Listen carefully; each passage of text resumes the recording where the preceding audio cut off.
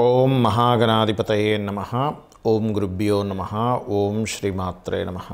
పరమేశ్వర స్వరూపమైనటువంటి జ్యోతిష, వాస్తు మరియు ఇతర అనేకమైనటువంటి శాస్త్రములను మనకు అందించినటువంటి మహర్షులకి నమస్కారం.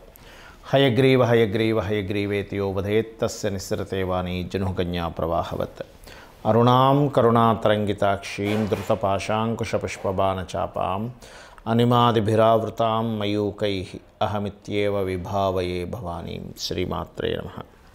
ప్రేక్షకులకి ఆ లలితాంబిక అమ్మవారి యొక్క అనుగ్రహం పరిపూర్ణంగా కలగాలని మనస్ఫూర్తిగా కోరుకుంటూ మనం ఈరోజు చెప్పుకోబోయేటువంటి టాపిక్ ఏదైతే ఉందో, ముఖ్యంగా ఈ యొక్క అక్టోబర్ మాసంలో 1వ తేదీ నుంచి నెలాఖరి వరకు ఉన్నటువంటి గ్రహస్థితి ఏ విధంగా ఉంది అని ముఖ్యంగా ముందుగా చూసుకున్నట్లయితే, ఈ యొక్క మాస ఫలితాల్లో కుజుడు మిథునంలోని, అదేవిధంగా గురువు వృషభ రాశిలోని మనకి ఈ అక్టోబర్ మాసంలో 10వ తేదీ నుంచి గురువు వక్రిస్తున్నాడు చెప్పాలంటే. అదేవిధంగా అక్టోబర్ 20వ తేదీ నుంచి కుజుడు నీచ పొందుతున్నాడు, గుర్తుపెట్టుకోండి. అదేవిధంగా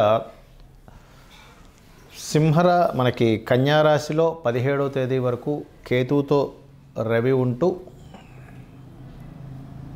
ఈ రవికేతువులతో పాటు మనకి ఆ యొక్క బుధుని యొక్క సంచారం ఉంటూ, ఆ బుధుడు 13వ తేదీ నుంచి తులలోకి రావడము, 11వ తేదీ నుంచి శుక్రుడు వృశ్చికంలోకి వెళ్ళడము, శని వక్రించి కుంభంలో ఉండడం జరుగుతుంది. ఈ యొక్క గ్రహస్థితిని అనుసరించి 12 లగ్నాల వారికి, లగ్నం తెలియని వారి రాశి వారికి ఎటువంటి శుభ ఫలితములు జరగనున్నాయి, ఏ విషయాల పట్ల జాగ్రత్తగా ఉండాలనేటువంటి విషయాలు చెప్తుంది. నేనైనప్పటికీ కూడా చెప్పిస్తుంది సాక్షాత్ ఆ లలితా అమ్మవారి చెప్పిస్తుందని భావిస్తూ ఒక్కొక్క లగ్నం గురించి లేదా ఒక్కొక్క రాశి గురించి తెలుసుకుందాం.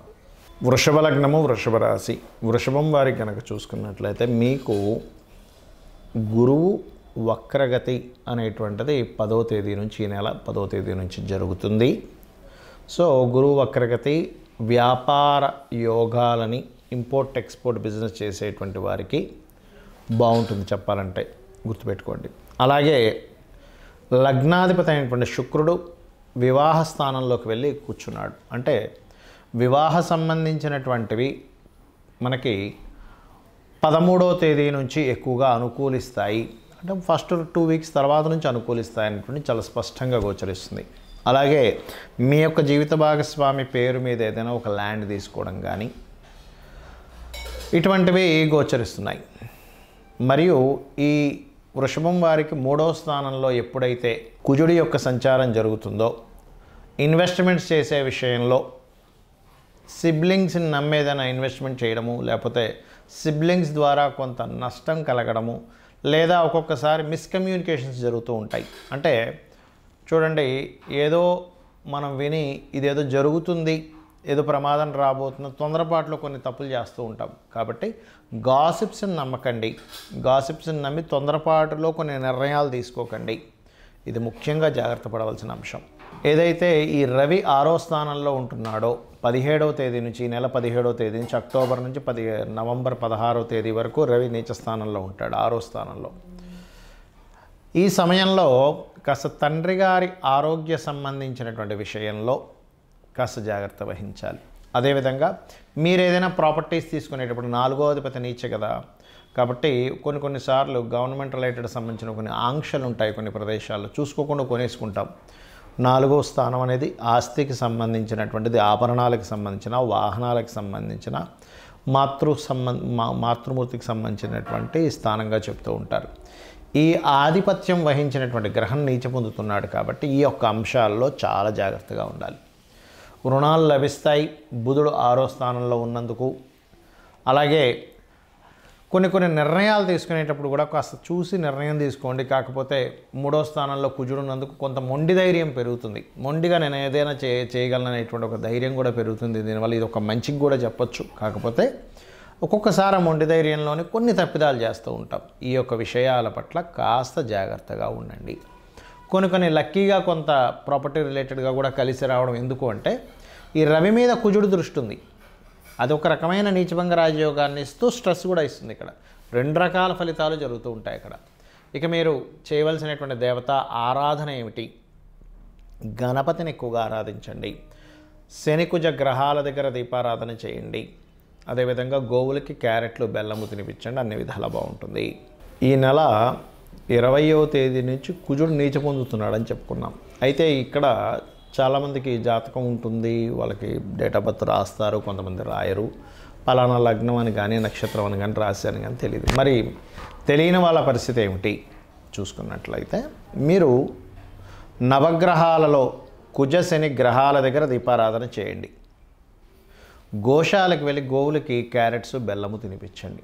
ఎందుకంటే మీ యొక్క జన్మజాతకంలో గనక కుజశనుల యొక్క సంబంధం ఉంది అంటే ఎలాగా, కుజశనులు కలిసి ఉండడం కానీ, కుజుడు రాశుల్లో శని, శని రాశుల్లో కుజుడు పరివర్తనా యోగం ఉండడం కానీ, లేనట్లయితే ఒకే రాశి సంబంధం అంటారు. అంటే చూడ్డానికి అవి వేరువేరు రాశుల్లో ఉన్నట్టున్న ఏకరాశి సంబంధం అంటే ఎలాగా, సింహము కర్కాటకంలో ఉన్న, లేదా మనకి మిథునము కన్యా రాశుల్లో ఉన్న ఈ రెండు బుధరాశులే.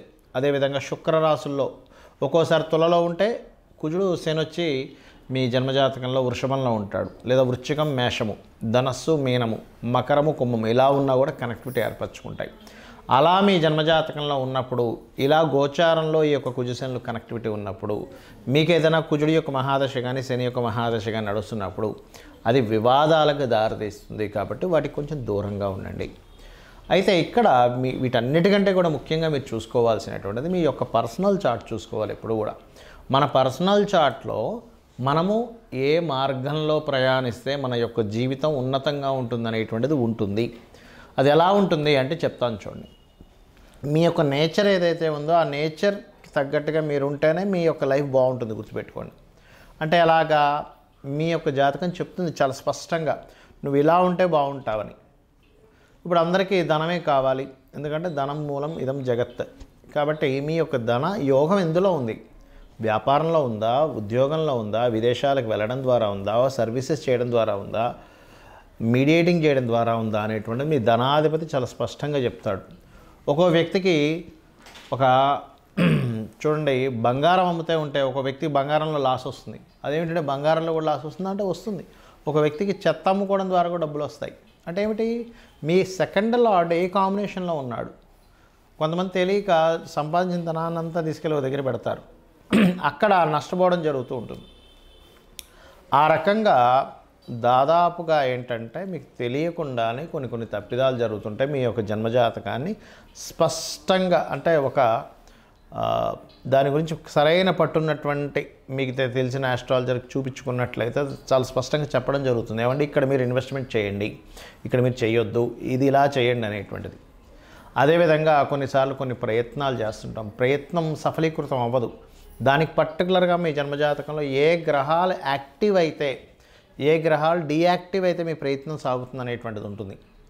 అదేవిధంగా మీ యొక్క జాతచక్రంలో జ్యోతిష్శాస్త్రం అంతా ఒక ఎత్తు అయితే వాస్తు, మీరు ఏ డైరెక్షన్లో ఉండాలి అంటే చిన్న ఎగ్జాంపుల్ చెప్తాను చూడండి. మనకి మన లైఫ్లో కూడా కొన్ని చేసే పనులు, చేయకూడని పనులు ఉంటాయి కొన్ని. అలాగే జ్యోతిష్శాస్త్రం వాస్తుపరంగా కూడా ఉండకూడని డైరెక్షన్స్, ఉండే డైరెక్షన్స్ ఒక్కొక్కరికి ఒక్కో రకంగా ఉంటుంది. మీ పేరులో ఉండే మొదటి అక్షరాన్ని వర్గుగా తీసుకొని వర్గు నిర్ధారణ పరంగా మీరు ఏ డైరెక్షన్లో ఉంటే బాగుంటుంది అంటే, మనకు శాస్త్రంలో అన్ని డైరెక్షన్స్ మంచివే, కానీ మీకేది సరిపోతుందని చెప్పబడింది శాస్త్రంలో. మీ పేరులో ఉండే మొదటి అక్షరాన్ని మీకుండేటువంటి మీరుండే డైరెక్షన్ని తీసుకొని దాన్ని క్యాల్కులేట్ చేస్తారు. దాన్ని వర్గు నిర్ధారణ అంటారు. దాని గురించి నేను 8 వీడియోలు చేశాను. పంచాంగాల్లో కొన్ని తప్పులు ఉన్నాయని చెప్పాను. మీరు అది క్లియర్గా క్యాల్కులేటివ్గా చెప్పినటువంటిది మీరు చూసుకోవచ్చు కూడా. అదేవిధంగా కొంతమందికి సంతానం ఎందుకు కలగట్లేదని కానీ దానికి ఏం చేసుకోవాలి, చిన్న రెమెడీస్తో దక్షిణామూర్తి ఆరాధన, దత్తాత్రేయుడు యొక్క ఆరాధన ద్వారా సంతానం కలుగుతుంది. లేదా మీ పంచమాధిపతి ఎవరో తెలుసుకొని చేయొచ్చు. కొన్నిసార్లు అదే పంచమాధిపతి షేర్ మార్కెట్కి, సినిమా ఫీల్డ్కి, కొన్ని లవ్ రిలేటెడ్ సంబంధించిన విషయాలు కూడా కనెక్ట్ అయి ఉంటాడు. అలాంటప్పుడు ఆ ఫీల్డ్స్లో రాణించే యోగం ఉంటే ఖచ్చితంగా రాణిస్తారు, అందులో ఎటువంటి సందేహం లేదు. కొంతమందికి సినిమా ఫీల్డ్లోనే టాప్ పొజిషన్లోకి వెళ్తారు, అదే సినిమా ఫీల్డ్లోకి వెళ్ళడం ద్వారా డౌన్ఫాల్ అవుతూ ఉంటారు. సో అది అసలు ఎందుకు జరుగుతుంది అనేటువంటిది మనం పట్టుకోగలగాలి. అదేవిధంగా వివాహ సమయాన్ని కానీ, వ్యాపార సమయాన్ని కానీ, విదేశాలకు వెళ్ళేటువంటి యోగాలు కానివ్వండి, కొన్ని తెలుసో తెలియకో పూర్వజన్మలో చేసినటువంటి కొన్ని కర్మల ఆధారంగా కొన్ని దోషాలు ఏర్పడతాయి. అంత మాత్రం చేత ఏదో దోషం ఉంది, నా జీవితం ఇంక ఇక్కడ అయిపోయింది, ఏలినాడు శని నడుస్తుంది కాబట్టి ఏదో అయిపోయింది, సర్పదోషం నడుస్తుంది కాబట్టి ఇంక నా జీవితం అయిపోయింది అనడానికి లేదు. అలా ఎక్కడా కూడా శాస్త్రంలో చెప్పలేదు అంటారు నేను. ఎందుకంటే ఏ మహర్షి కూడా ఏ గ్రంథంలోని కూడా నీకు ఈ దోషం ఉంటే నీ లైఫ్ ఇంకా అయిపోయిందని ఎక్కడ రాయలేదు. చూపించండి కావాలంటే. నీకు ఈ దోషం ఎందుకు ఏర్పడిందో చెప్పాడు మహర్షి. నువ్వు ఈ కర్మని చేసావు కాబట్టి నీకు ఈ దోషం ఏర్పడింది.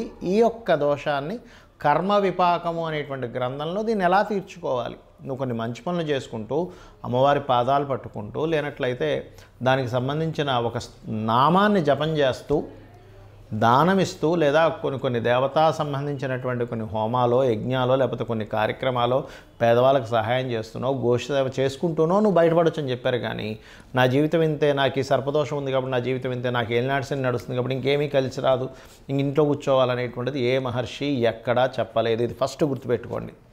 ఎందుకంటే జ్యోతిష్శాస్త్రం అనేటువంటిది వెలుగుని చూపించే, జ్యోతి అంటే వెలుగు. అంతేగాని ఇంకా నా జీవితం ఇంతే అనుకోవడానికి జ్యోతిష్శాస్త్రం చూసుకోవాల్సిన అవసరమే లేదు. జ్యోతిష్యం కానీ వాస్తు కానీ మన యొక్క ఉన్నతి కోసం ఉన్నటువంటివి. కాబట్టి దయచేసి నేను మీకు కొన్ని సూత్రాలు చెప్తాను. మీ జాతకం ఎలా ఉన్నా సరే ఇవి కనుక పాటించారో అద్భుతంగా ఉంటుంది. ఏమిటంటే పొద్దున్నే సూర్యోదయానికి ముందే స్నానం చేసి దీపారాధన చేయండి. Point number 1. మీకు దగ్గరలో ఉన్నటువంటి గుడికి వెళ్ళండి రెగ్యులర్గా. Point number 2. పాయింట్ నెంబర్ 3 ఏమిటి అంటే మీరు వీలున్నప్పుడల్లా కూడా గోశాలకు వెళ్ళి గోవులకి ఏదైనా దేశీవాళ్ళ గోవులకి ఏదో ఒకటి తినిపిస్తూ ఉండండి. 4వది మీకు తోచిన సహాయం పేదవాళ్ళకి ఏదో ఒక రూపంలో ఇస్తూ ఉండండి. ఇది మీకు చాలా, లేదా పక్షులకి జంతువులకి ఏదో ఒకటి తినిపిస్తూ ఉండండి. 5వ పాయింట్ ఏంటంటే వీలున్నప్పుడల్లా 4 డబ్బులు ఉన్నప్పుడు క్షేత్ర దర్శనం చేయండి. ఏ క్షేత్రంలో ఏ గంధర్వుడో, మహర్షో, లేకపోతే యక్షుడో, ఏ సిద్ధుడో మీకు తెలియకుండా సూక్ష్మ రూపంలో ఉంటూ మీ యొక్క కర్మను తొలగించేటువంటి యోగం మీకు పడుతుంది. ఇవి చేయండి చాలు. అంతేగాని ఏదో దోషం ఉంది, ఏదో అయిపోతుంది, నా జీవితం ఇంతే అనేటువంటి వాటిల్లో ఉండి అనవసరంగా మీ యొక్క జీవితాలు పాడు చేసుకోకండి. ఇవి చేయండి చాలు, మీ జీవితం అద్భుతంగా ఉంటుంది. అమ్మవారి అనుగ్రహం మీకు పరిపూర్ణంగా కలగాలని మనస్ఫూర్తి కోరుకుంటూ శ్రీమాత్రే నమః.